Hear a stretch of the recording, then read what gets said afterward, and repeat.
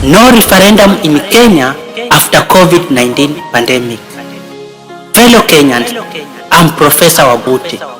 My prayers go out to all those suffering.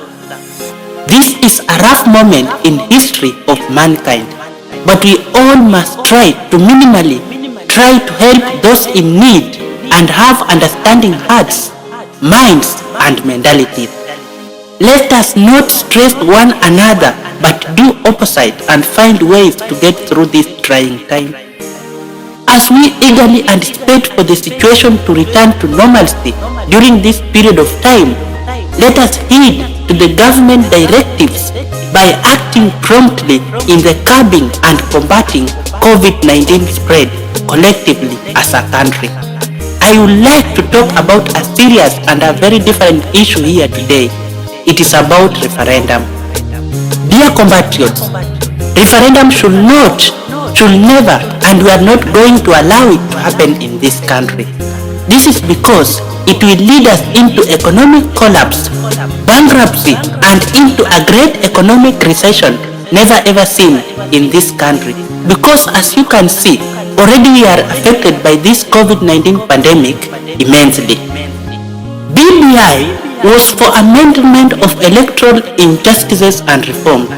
Unfortunately, it is being used as a vehicle for creation of more political positions in order to satisfy a few individuals to cling into positions of power.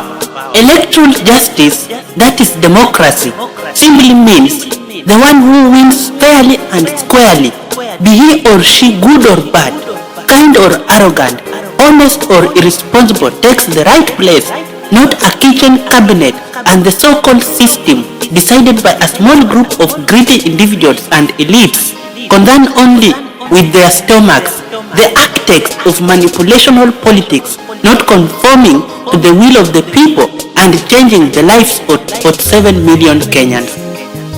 As a country, for us to achieve Vision 2030 and to secure the future of our children, grandchildren and great-grandchildren, we need to have diversity and inclusivity in our political arena to enhance election of prudent leaders and not tyrannous ones.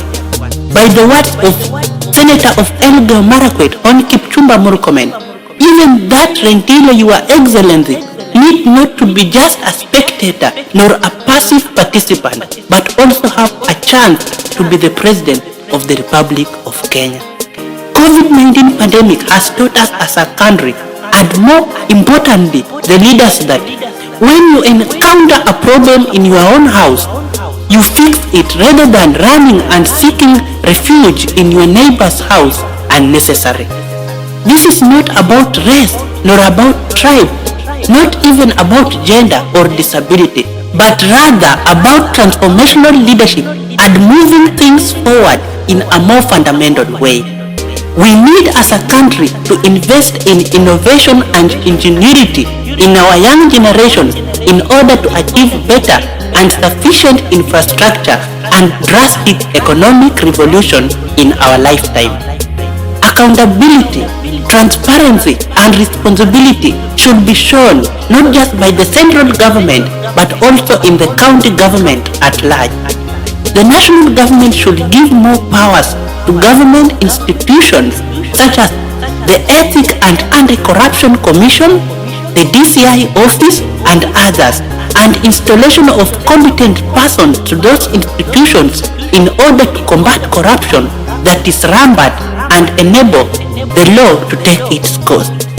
In Europe, USA, China, and other developed countries, if at all you are involved in corruption, you take initiative and resign voluntarily to face the law. It is so annoying that here in Kenya, it turns into an elusive blame game depending on which political affiliation someone originates.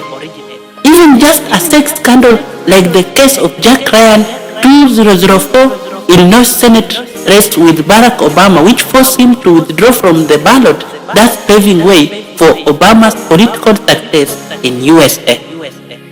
Let me be clear about this. We being the most renowned and the 6th largest economy in Africa as per the 2019 GDP and PPP, gross domestic product, and purchasing power parity respectively. I believe we can do even better than that if we put more efforts, especially in electing prolific leaders, expansion of our agricultural sector, and infrastructural advancement.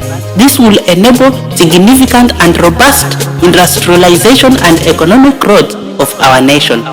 Like China, that was only 6% of US's economy in 1978, with a GDP totaling to 150 billion yearly, and now a shocking 66% of US's in 2019, with a GDP of 14 trillion, thus becoming second largest economy in the world, just due to transparency, responsibility, consistency, and openness.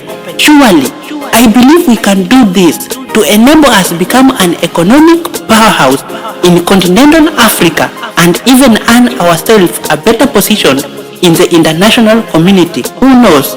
The future is bright.